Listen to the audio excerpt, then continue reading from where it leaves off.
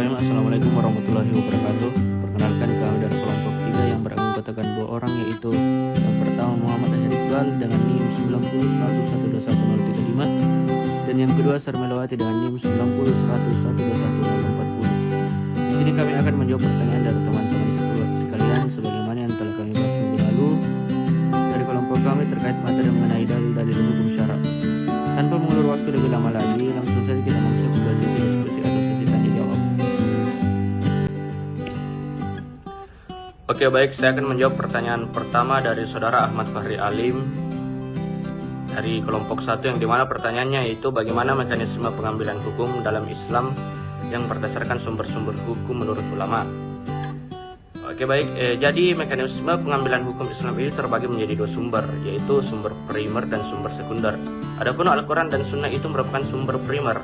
Hukum-hukum yang diambil langsung dari Al-Quran dan Sunnah sudah tidak bertambah dan disebut sebagai syariah. Sedangkan sumber hukum sekunder yaitu ijma, qiyas, dan sumber hukum lain. Hukum-hukum yang diambil dari sumber sekunder disebut fikih, ijma, dan qiyas. Merupakan sumber hukum yang disepakati oleh tempat mazhab fikih Hanafi, Maliki, Syafi'i, dan Hambali.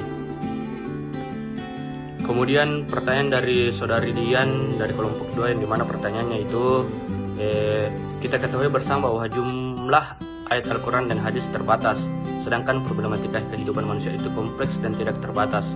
Disinilah fungsi mujtahid guna mengawal hukum Islam agar senantiasa dinamis dan responsif terhadap perkembangan zaman. Salah satu komponen dalam berijtihad adalah istishab. Pertanyaannya itu, bagaimanakah pendapat Anda mengenai hal itu dan bagaimana metode istishabnya serta bagaimana pengaplikasiannya dalam hukum Islam serta berikan contoh-contohnya. Oke, baik, saya jawab. Istishab sebagai metode hukum mengandung 3 unsur pokok. Yang pertama yaitu waktu. Waktu di sini istishab menghubungkan 3 waktu sebagai satu kesatuan, yaitu waktu lampau, sekarang, dan yang akan datang. Ketiganya dalam istishab dianggap sama nilainya sampai terbukti ada perubahan karakteristik hukum yang melekatnya. Yang kedua yaitu ketetapan hukum. Ada 2 ketetapan hukum, yaitu ketetapan hukum boleh atau isbat dan ketetapan hukum yang tidak membolehkan atau nafi. Dan yang ketiga yaitu dalil. Istishab sebagai metode penetapan hukum berpusat pada pengetahuan seseorang atas dalil hukum. Pengetahuan inilah yang menjadi kerangka dasar dalam menetapkan posisi hukum asalnya. Adapun contohnya itu contoh penerapan istishab dalam bidang hukum perdata. Penerapan konsep istishab dalam hukum perdata berlaku dalam bidang perikatan ekonomi, bahwa pada dasarnya setiap orang bebas dari segala tanggungan berupa kewajiban perdata. Misalnya, jika seseorang penggugat melaporkan tergugat ke pengadilan dengan gugatan untuk melunasi hutangnya, tergugat berhak untuk menolaknya hingga penggugat mampu membuktikan di pengadilan. Bismillahirrahmanirrahim. Assalamualaikum warahmatullahi wabarakatuh. Baiklah, saya atas nama Sarmelawati dari kelompok 3 akan menjawab pertanyaan dari saudari Farah Syifa Mutarel Kamsa, perwakilan dari kelompok 4. Dan pertanyaannya, mengapa hukum syara sangat penting dan apa manfaat kita dalam mempelajari hukum syara? Adapun jawaban dari pertanyaan tersebut, yang pertama, mengapa hukum syara sangat penting, ya karena hukum syara merupakan satu nama hukum yang disandarkan pada syariat atau syariah, yakni suatu ketentuan yang berasal dari Allah Subhanahu wa taala dan Rasul, baik dalam bentuk tekstual maupun hasil pemahaman ulama, karena juga dikatakan berasal dari Al-Quran dan hadis. Adapun manfaat kita dalam mempelajari hukum syara, yang pertama yaitu menjadi fondasi dalam berijtihad. Yang kedua, penerapan kaidah Islam secara benar. Yang ketiga, menghindari taklid yang tidak benar. Yang keempat, membantu menyelesaikan perkara secara Islam. Kemudian pertanyaan dari saudara Muhammad Zulfahmi Ismail dari kelompok 5, yang dimana pertanyaannya yaitu, apakah boleh kias dalam masalah ibadah? Saya jawab, Imam Syafi'i berkata tidak ada kias atau analogi dalam urusan ibadah, dan berkata, Imam Ahmad, aku pernah bertanya kepada Imam Syafi'i tentang kias.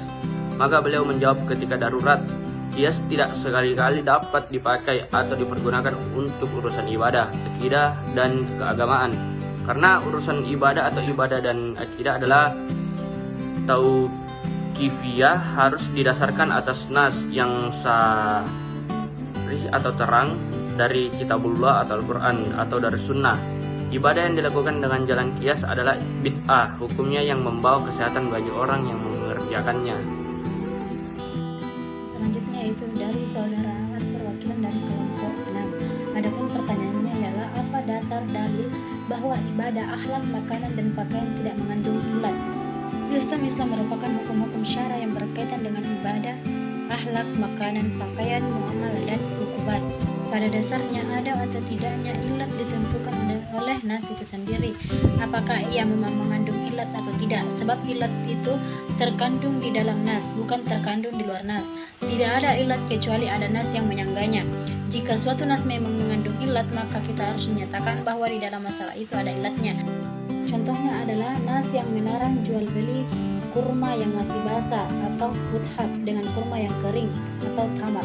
Dalam sebuah hadis diriwayatkan Rasulullah SAW pernah ditanya tentang jual beli tamar atau kurma kering dengan ruthab, kurma basah.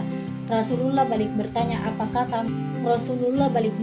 apakah tamar akan susut jika ia kering? Para sahabat menjawab, benar ya Rasulullah. Rasulullah SAW bersabda, jangan lakukan jual beli itu. Di dalam nas ini terdapat ilat atas pelarangan jual beli tamar dengan ruthab, yakni penyusutan. Dengan kata lain, diharamkannya jual beli tamar dengan ruthab adalah adanya penyusutan. Contoh lain adalah larangan jual beli ketika sholat Jumat. Di dalam Al-Quran Allah Subhanahu wa Ta'ala berfirman, hai orang-orang yang beriman, apabila disuruh untuk menunaikan sholat Jumat, maka bersegeralah kamu kepada mengingat Allah dan tinggalkanlah jual beli. Yang demikian itu lebih baik bagimu jika kamu mengetahui. Quran Surah Al-Jumu'ah ayat 9. Adapun pertanyaan selanjutnya dari saudari Fadila Amali Syarif perwakilan dari kelompok 7. Pertanyaannya, apa keistimewaan Al-Quran sehingga kitab suci ini dijadikan sumber rujukan utama dalam agama Islam? Al-Quran berisi wahyu Allah yang diturunkan kepada Nabi Muhammad SAW satu persatu melalui malaikat Jibril. Salah satu keistimewaan Al-Quran yakni kemurnian Al-Quran terjaga hingga akhir zaman. Berikut beberapa keistimewaan Al-Quran. Yang pertama, Al-Quran terjaga kemurniannya. Keistimewaan Al-Quran yakni sejak diturunkan hingga akhir zaman kelak, kemurnian dan keautentikan Al-Quran akan senantiasa terjaga. Allah Subhanahu wa Ta'ala berfirman, sesungguhnya kamilah yang menurunkan Al-Quran dan sesungguhnya kami benar-benar memeliharanya. Quran Surah Al-Hijr ayat 1. Kedua, pemberi syafaat. Keistimewaan Al-Quran berikutnya adalah kitab suci yang akan menjadi penolong di akhirat kelak. Al-Quran akan meminta syafaat kepada Allah Subhanahu wa Ta'ala bagi orang yang selalu membacanya. Diriwayatkan oleh Abu Umamah Al-Bahili bahwa Rasulullah bersabda, bacalah Al-Quran karena Al-Quran akan datang pada hari kiamat nanti sebagai syafiat atau pemberi syafaat bagi yang membacanya. Bacalah Az-Zahrawi atau dua surah cahaya, yaitu surat Al-Baqarah dan Ali Imran, karena keduanya datang pada hari kiamat nanti seperti dua awan atau seperti dua cahaya sinar matahari atau seperti dua ekor burung yang membentangkan sayapnya atau bersambung satu dengan yang lainnya. Keduanya akan menjadi pembela bagi yang rajin membacanya dua surat tersebut.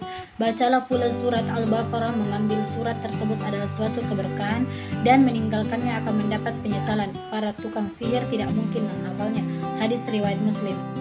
Yang ketiga, Al-Quran membawa kebenaran. Keistimewaan Al-Quran lainnya yakni membuat ringkasan dari ajaran-ajaran ketuhanan yang pernah dimuat kitab-kitab suci sebelumnya seperti Taurat, Zabur, Injil, dan lain-lain. Juga ajaran-ajaran dari Tuhan yang berupa wasiat.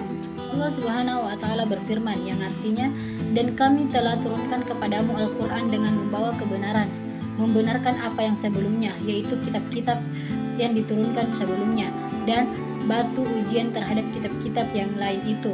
Maka putuskanlah perkara mereka menurut apa yang Allah turunkan, dan janganlah kamu mengikuti hawa nafsu mereka dengan meninggalkan kebenaran yang telah datang kepadamu. Quran Surah Al-Ma'idah ayat 48.